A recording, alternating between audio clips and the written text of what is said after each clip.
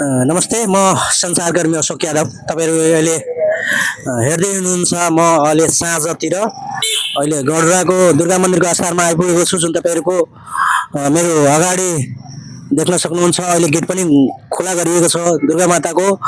यहाँ दुर्गा माताको आस्थान छ, जुन दुर्गा माताको आस्थानमा मैले पुगेको छु र तपाईँहरूले केही दृश्य देखाउन खोजिरहेको छु। यता हामीहरूको हिन्दूहरूको जुन धर्म हुन्छ, जसको बारेमा यता हामीहरूको बिहान र बेलुका पूजापाठ हुने गरिन्छ।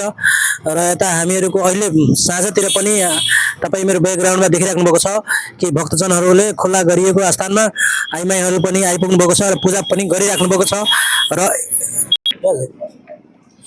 यतातिर तपाईँहरू देखिराख्नु भएको छ दुर्गा मन्दिरको जस्ट अपोजिट साइड अर्थात् उत्तरपट्टि तपाईँहरू दुईवटा मासु पसल देखिराख्नु भएको छ।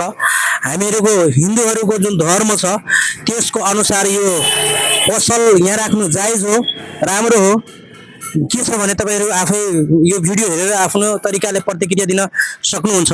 र प्राय गरेर म यो गडुरा नगरपालिकाको मेरो कन्थमुनिज्यूलाई पनि अनुरोध गर्न चाहन्छु, तपाईँहरू हिन्दू हुनुहुन्छ भने, हिन्दू धर्म रोजिराख्नु भएको छ भने प्राय गरेर तपाईँ धर्मप्रति पनि आशा राख्नु भएको छ र त्यो धर्मलाई देखि यहाँ हाम्रो जुन कारोबार भइरहेको छ त्यसलाई एउटा निर्धारित ठाउँ चयन गरी उहाँलाई राम्रो ठाउँ चयन गरी उहाँलाई व्यवस्थापन मिलाउनको लागि पनि म तपाईँसँग अनुरोध गर्न चाहन्छु।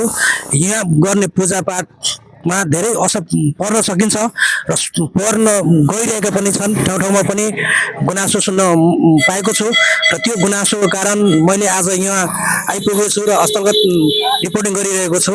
हस्त, धन्यवाद।